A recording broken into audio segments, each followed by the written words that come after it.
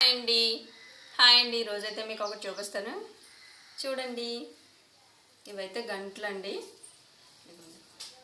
గంటెన్నులు అంటారు. పాతకాలంలో అయితే ఇవే తినేవారు. చూడండి, రైస్లోని ఇవి వండుకొని తింటారండి.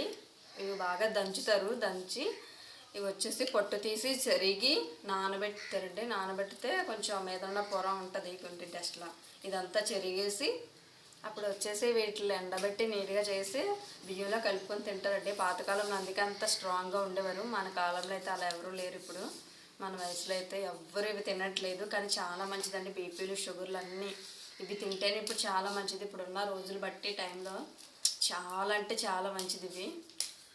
అసలు ఇవే తినాలి. మనం స్ట్రాంగ్గా ఉండాలి. ఎక్కువ రోజులు ఏమి జ్వరం కానీ అసలు ఏమి బీపీలు షుగర్లు ఎప్పుడు నీరసం కానీ ఏమీ లేకుండా ఉండాలంటే ఇవి తినాలండి. డాక్టర్లు కూడా ఎక్కువ చెప్తున్నారు.